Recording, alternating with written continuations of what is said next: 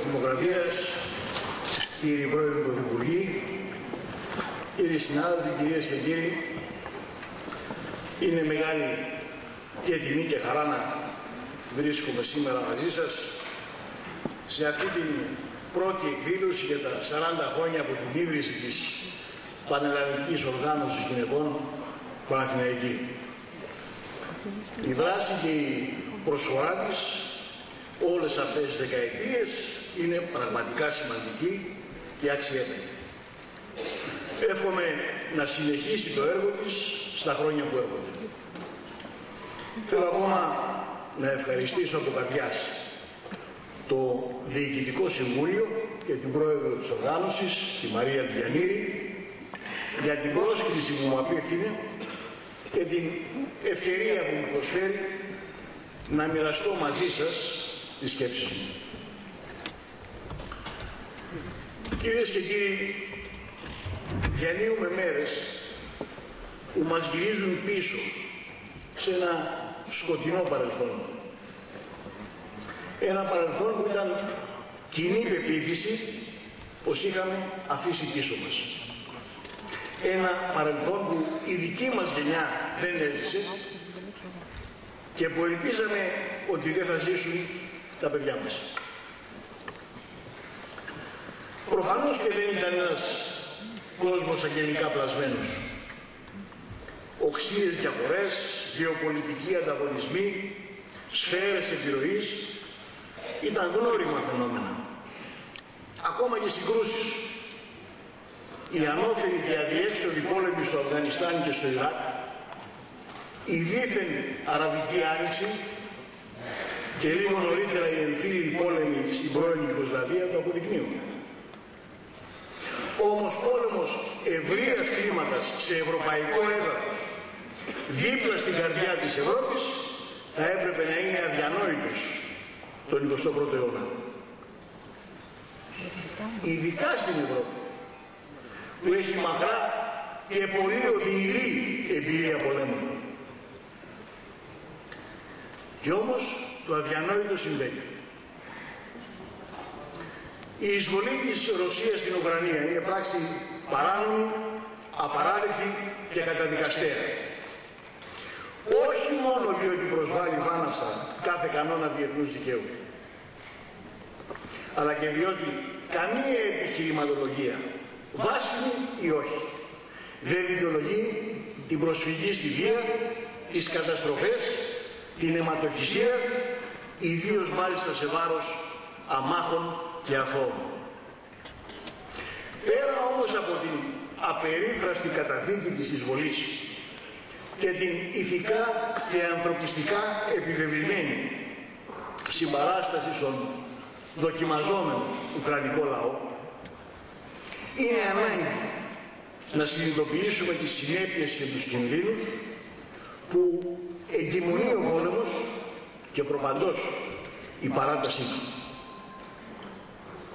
Πρώτον, είναι ενδεχόμενο να επεκταθεί ο πόλεμος και πέραν του ουκρανικού εδάφους, είτε στην ευρύτερη γειτονιάζουσα περιοχή ή κι αλλού. Η θελημένα ή εκλάθους από εσφαλμένο υπολογισμό η προβοκάτσια. Δεν λείπουν ανά τον κόσμο εκείνοι, είτε κρατικές είτε μη κρατικές οντότητες που δρούν αυτόνομα από κυβερνήσεις, όπως αντάρτες, τρομοκράτες, μισθοφόροι, εκμεταλλευόμενοι την ένταση και την αναταραχή να επιδιώξουν να καρποθούν ωφέλη, εδαφικά, πολιτικά ή άλλα. Κάτι τέτοιο όμως θα σήμαινε τη γενίκευση του πολέμου με ανεξέλεγκτες πια διαστάσεις, ακόμα και σε παγκόσμιο επίπεδο. Και δεν χρειάζεται καν αναφορά στο τι θα σήμαινε η πιθανότητα χρήσης πυρηνικών όπλων. Δεύτερον, ο νέος ψυχρός πόλεμος δεν θα είναι αναβίωση του παλαιού.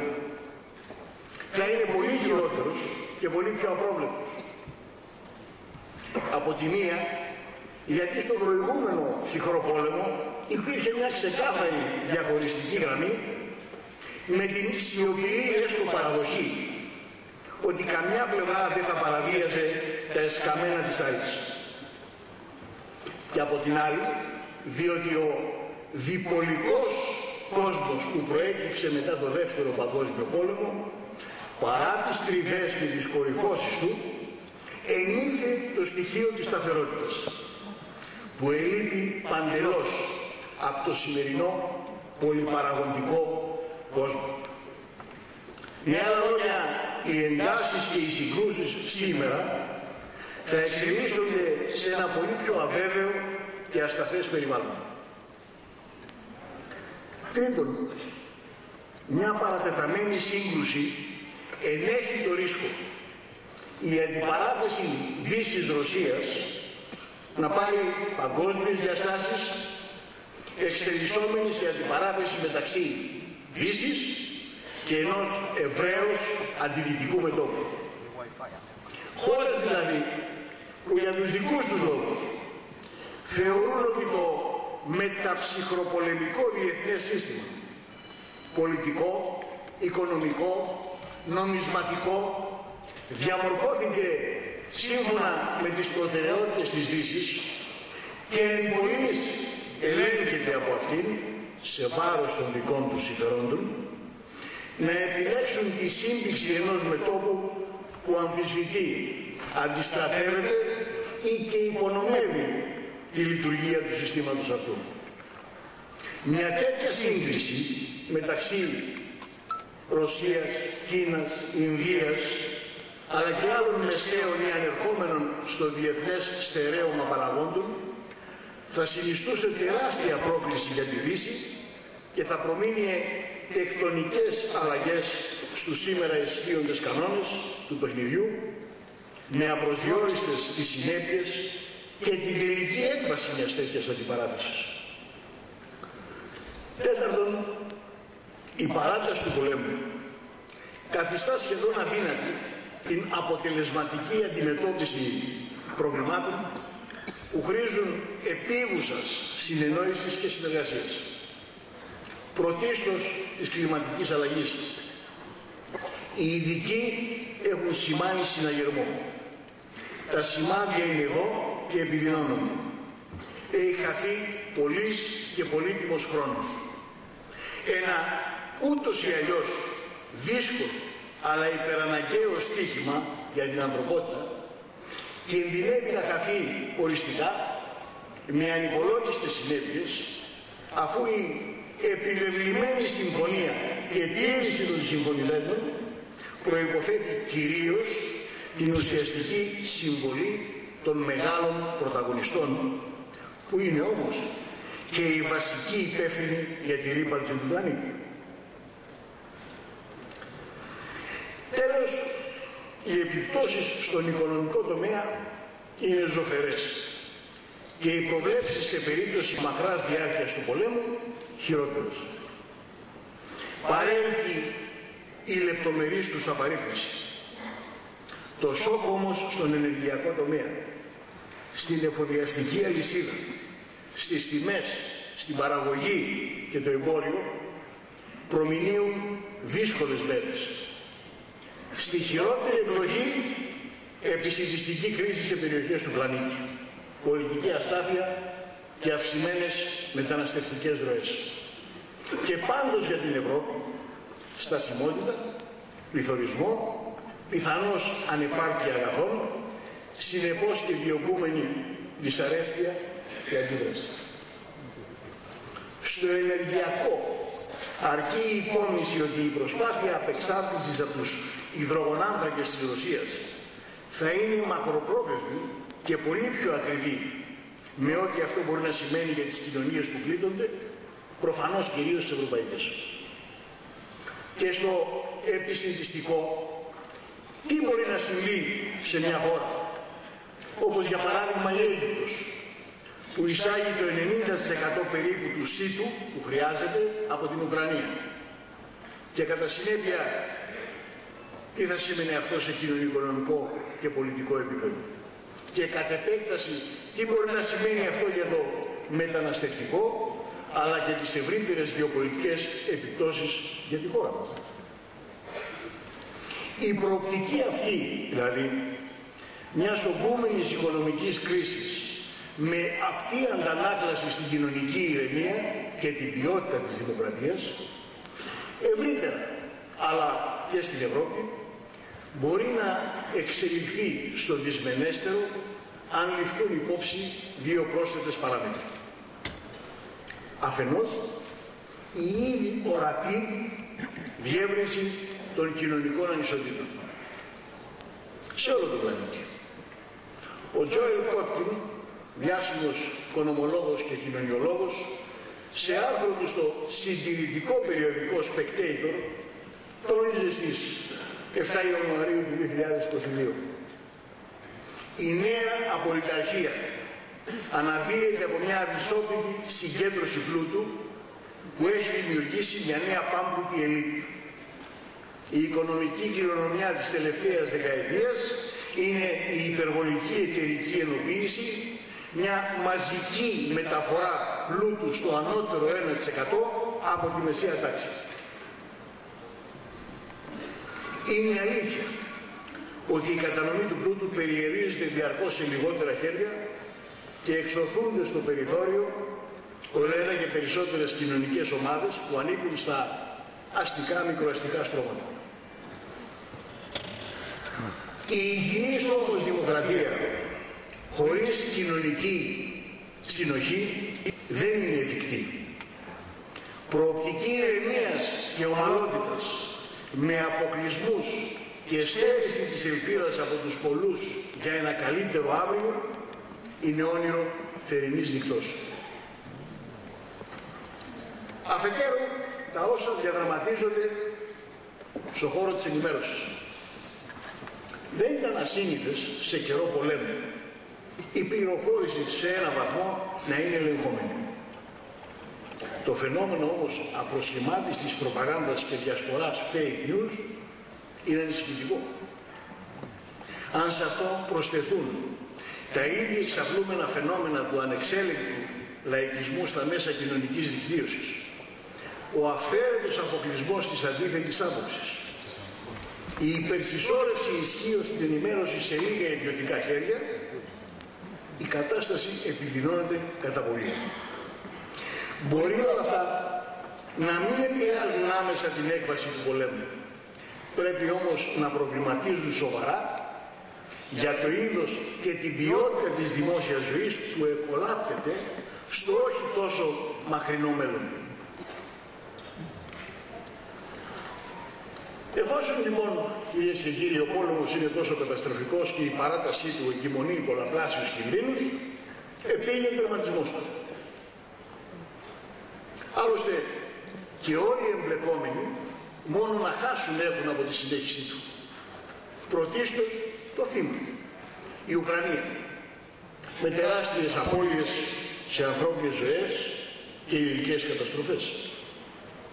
Όπως όμως και ο θήτης, η Ρωσία, που ανεξάρτητα την αμφιλεγόμενη στρατιωτική έκβαση έχει σημαντικές απώλειες, σοβαρότατο κόστος από τις κυρώσεις και τεράστια φορά κύρους.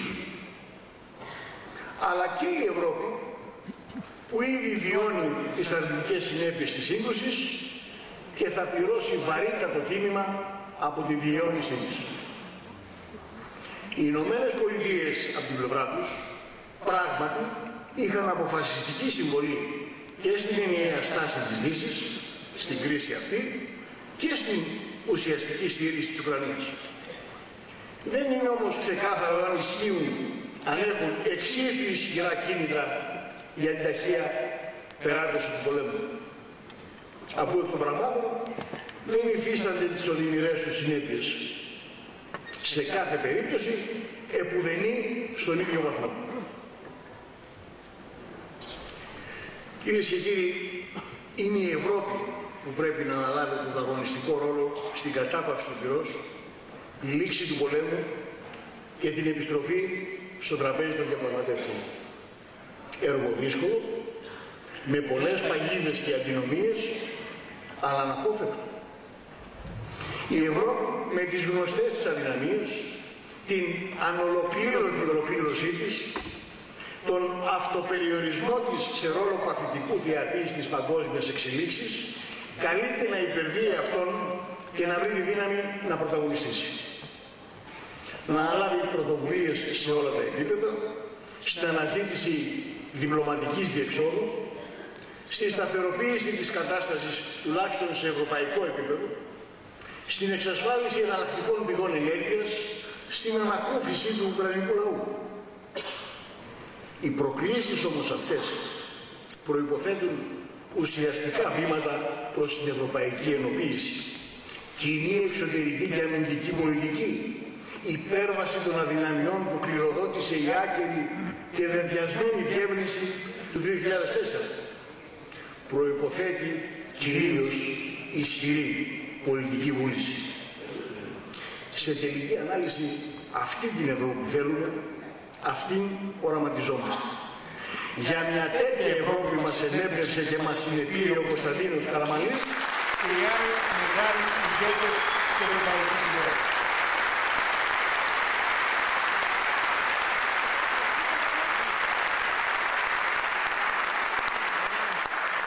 Οι τοποθετήσεις και οι χειρισμοί του επανεκλεγέντος Γάλλου Προέδρου είναι ενθαρρυντικές.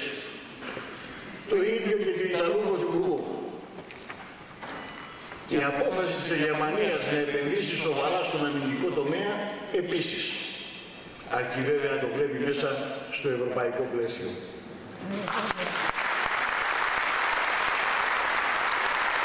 Οι συμφωνίες του Μίνσκ ίσως ένα σημείο κίνησης. Αν όμως και πάλι η Ευρώπη αφήσει τα πράγματα στην τύχη τους, αν δεν ακουστεί η δική της φωνή στα της υπήρου μας, τότε το μέλλον προϊονίζεται δυσάρεστο για όλους μας. Κυρίες και κύριοι, ιδιαίτερη προσοχή για την Ελλάδα, αλλά και για την Ευρώπη, χρειάζονται τα Βαλκάνια. Τα χαρακτηριστικά της περιοχής γνωστά. Βεβαρημένο παρελθόν αιματηρών συγκρούσεων, υφέρποντες και μη εθνικοί ανταγωνισμοί, οικονομική και κοινωνική αστάθεια, δυσανάλογη παρουσία ομάδων του οργανωμένου εγκλήματος. Αν σε αυτά προσθεθούν οι ανοιχτές πληγές του Ιουγκοσλαβικού εμφυλίου και η ατυχώς μονομερής τότε επέμβαση της Δύσης και ο διαγωνισμός μεγάλων δυνάμεων για σφαίρες επιρροής στην περιοχή, γίνεται αντιληπτό ότι η κατάσταση μπορεί εύκολα να ξεφύγει. Βοσνία Ερζεγοβίνη με το περίπλοκο και δυσλειτουργικό καθεστώς που τη διέπει, αλλά και το Κόσοβο που βρίσκονται σε μόνιμη τριβή επιδιώξεις Αλβανών και Σέρβων, είναι οι κυριότερες αιστείες ανησυχίας. Η διαιώνιση του Ουκρανικού μπορεί να θεωρηθεί ως ευκαιρία για την εκδήλωση αποσχιστικών τάσεων, συγκρούσεων, ακόμα και αλλαγής συνόρων. Όλα αυτά πρέπει η Ευρωπαϊκή Ένωση να τα προλάβει, στέλνοντας τα κατάλληλα μηνύματα, καθιστώντας απαγορευτικό το κόστος του οποιοδήποτε τυχοδιοκτισμού και εξασφαλίζοντας την προοπτική ένταξη στα κράτη της περιοχής, υπό τον όρο βέβαια του απόλυτου σεβασμού των συνθηκών και του ευρωπαϊκού κεκτημένου. Ο ρόλος της Ελλάδας πρέπει πάντα να είναι πρωταγωνιστικός σε όλες αυτές τις κατευθύνσεις, πρωτοπόρος της Ευρώπης στην περιοχή. Με σαφές μήνυμα, στήριξη στις προσπάθειες για συνεργασία, ανάπτυξη, εξομάλυνση των όποιων διαφορών και βέβαια στον ευρωπαϊκό προσανατολισμό.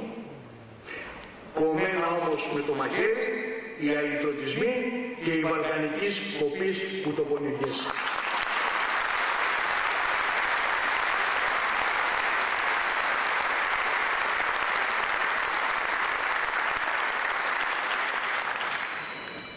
Κυρίες και κύριοι, όπως ήδη ελέγχθη, η εισβολή της Ρωσίας στην Ουκρανία είναι παράνομη, απαράδεκτη και καταδικαστέα. Για όλους τους λόγους που παρετέθησαν και πολλούς ακόμα. Απερίφραστα και καθαρά για τη χώρα μας και για έναν ακόμα θεμελιώδη λόγο.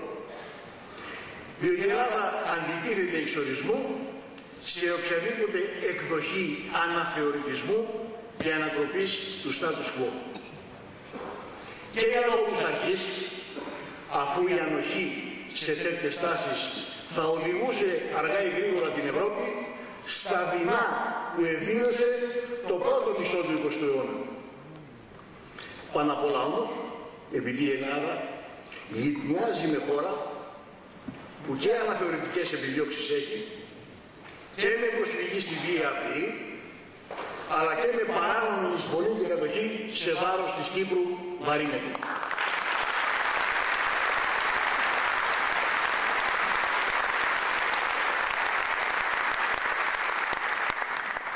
Ειδικά σε ό,τι αφορά την Κύπρο, δεν μπορεί να μην σημειωθεί η καταφανής αναντιστοιχία στη στάση των περισσότερων συμμάχων και εταίρων.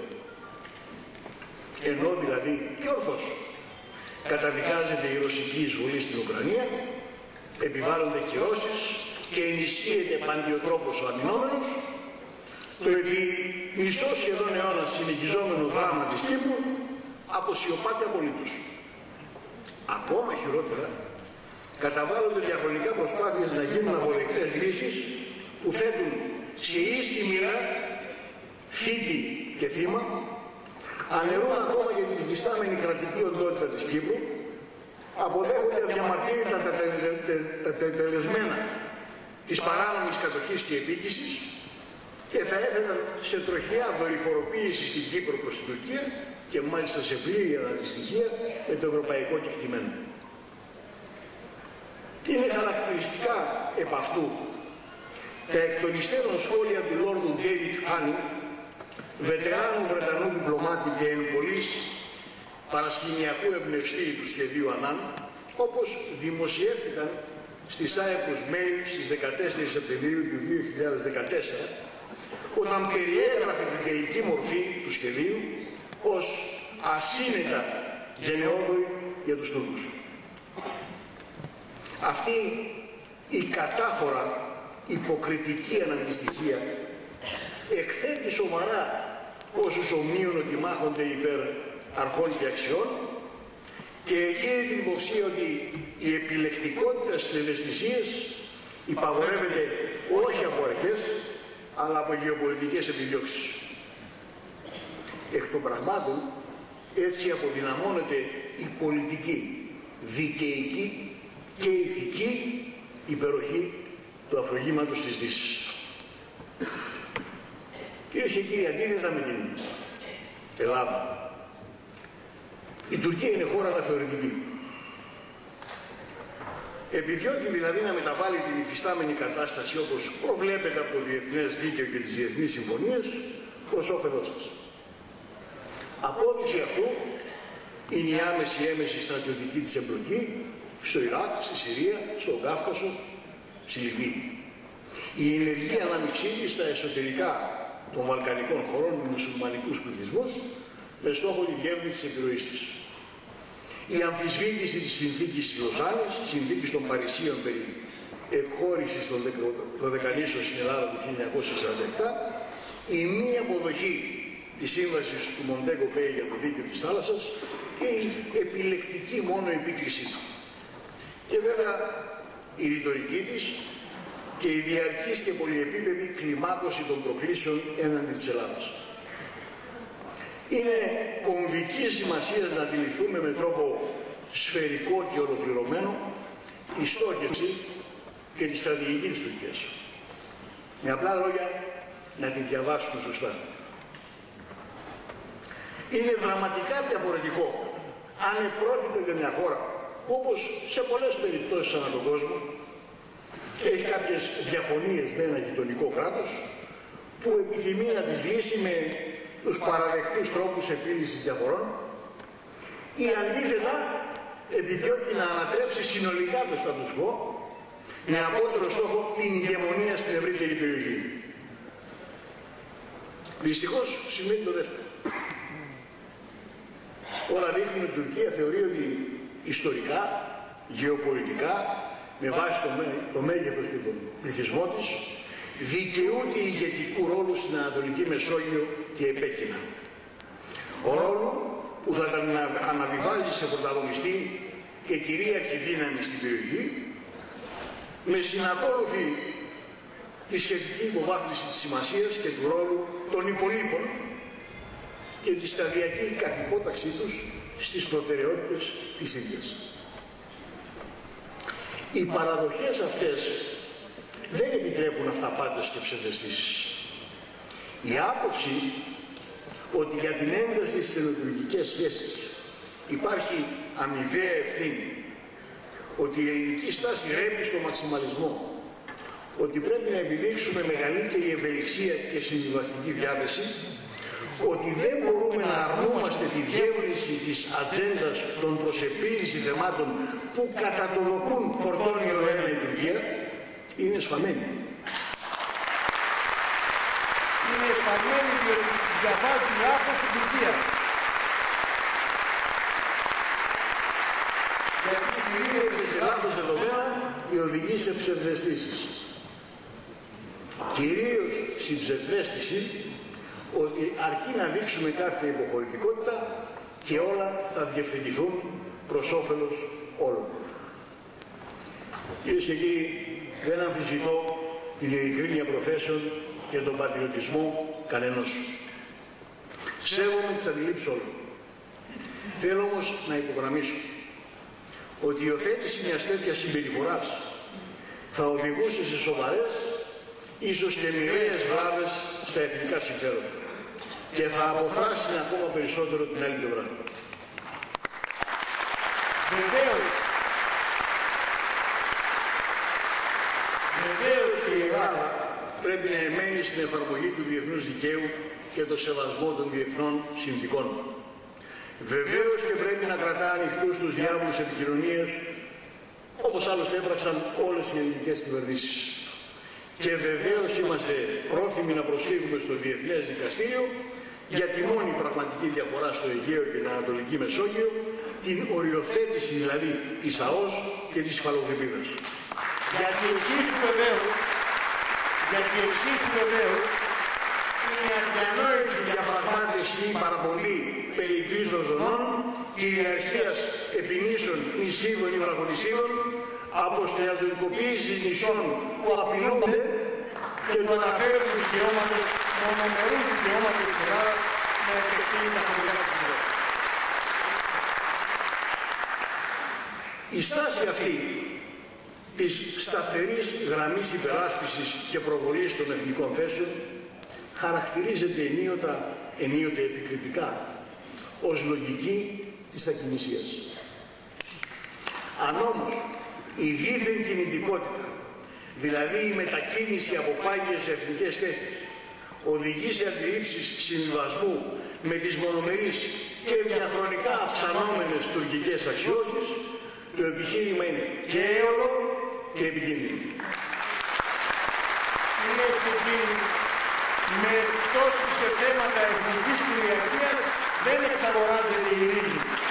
Το αντίθετο, οι εκπτώσεις τέτοιου είδους απλώς μεγαλώνουν τη βουλημία και ενδύνουν τις κοινωνικές επιδιώξεις και τον επεκτατισμό των γειτόνων.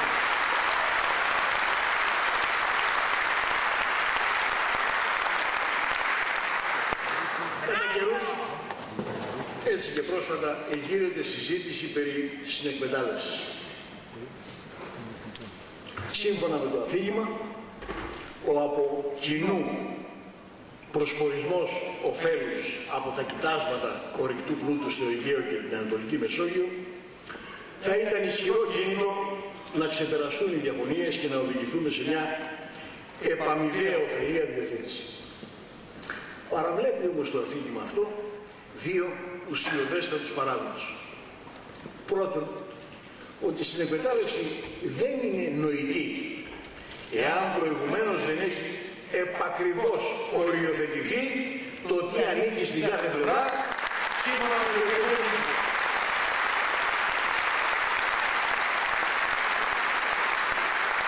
Και δεύτερον, διότι στηρίζεται στην παραδοχή ότι ότι η αξιοποίηση του τυχόν υφιστάμενου ορυκτού πλούτου είναι το βασικό κίνητρο της συμπεριφοράς της Τουρκίας.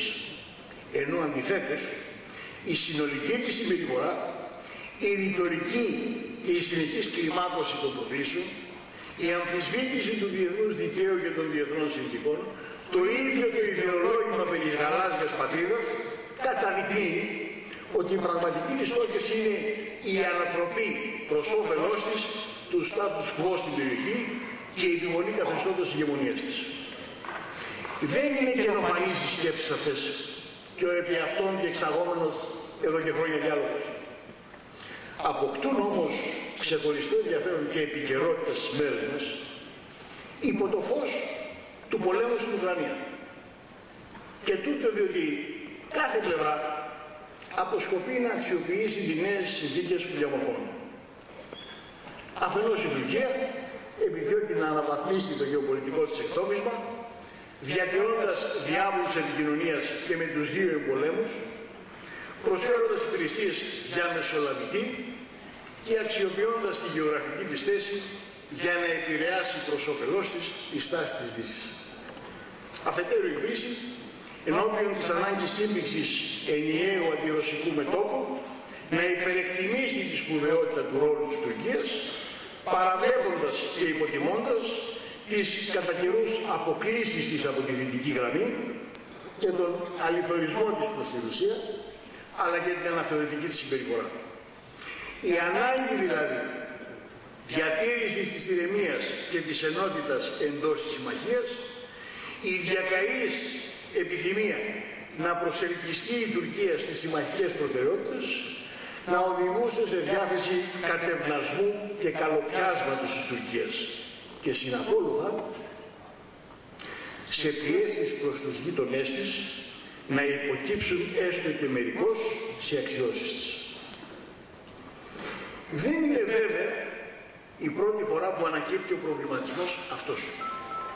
Συχνά στο παρελθόν, ακόμα και το πρόσφατο, η συμπεριφορά της Δύσης και πρωτίστως των Ηνωμένων Πολιτειών αντανακλούσε την αντίληψη ότι η βασική προτεραιότητα στην περιοχή ήταν να κρατηθεί η Τουρκία πάση θυσία στο δυτικό στρατόπεδο.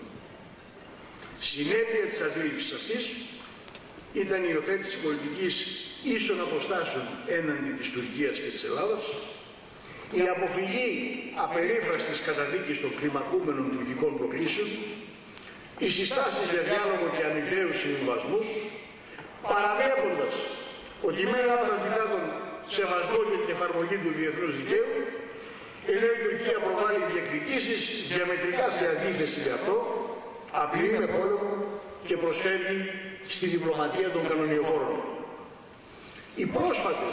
Οι πολύ πρόσφατες ενέργειες και τοποθετήσεις της ηγεσίας της αποδεικνύουν ότι έχει υιοθετήσει συμπεριφορά ταραξία στην περιοχή. Οι ίσες αποστάσεις όμως και ουδετερότητα μεταξύ δικαίου και ανήκου, μεταξύ νομιμότητας και παρανομίας, συνιστά εύνοια προς τον παρανομούντα, συνιστά έμεση και υποκριτική στήριξη προς τον ταραξία.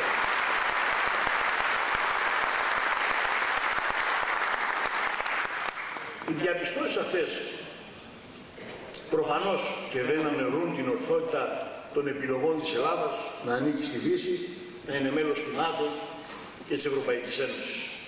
Συνιστούν όμως το κεντρικό πρόβλημα της ελληνικής εξωτερικής πολιτικής.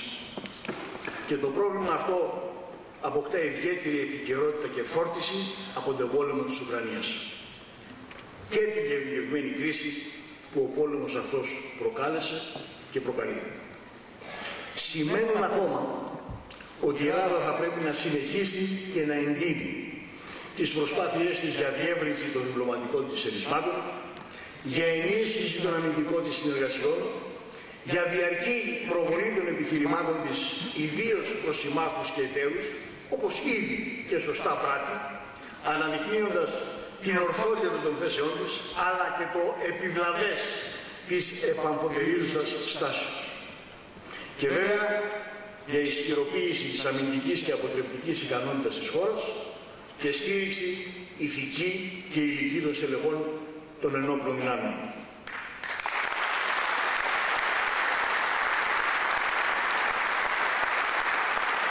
επίσης επίγουσα ανάγκη να αναστραφούν οι δυσμενείς τα τελευταία χρόνια δημογραφικές τάσεις.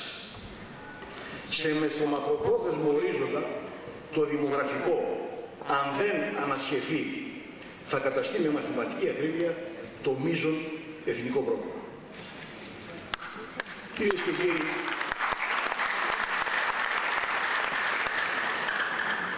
είναι βέβαιο ότι ο αγώνας αυτός απαιτεί εθνική ενότητα και ομοψυχία. Επιβάλλει συνεχή και συνεπή υπεράσπιση της εθνικής στρατηγικής από όλους μας. Δεν είναι ούτε εύκολος ούτε βραχύδιος ο αγώνας αυτός και είναι ανάγκη να είμαστε προετοιμασμένοι γι' αυτό. Τα δύσκολα είναι μπροστά μας. Είναι όμως αγώνας που οφείλουμε στο έθνος και στη συνείδησή μας.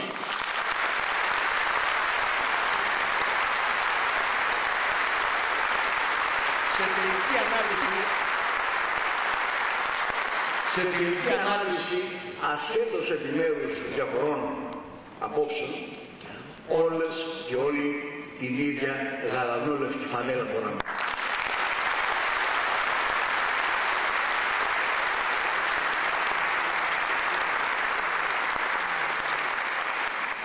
Έλεγε ο Σαρλ ντε Γκολ, ο κορυφαίος Γάλλος και ίσως Ευρωπαίος ηγέτης του 20ου αιώνα. Πατριωτισμός είναι όταν η αγάπη για το λαό σου έρχεται πρώτη. Εθνικισμός όταν το μίσος για άλλους έρχεται πρώτη. Εμείς δεν μισούμε κανέναν. Αγαπάμε όμως την πατρίδα μας και τους ανθρώπους της. Πολύ και βαθιά.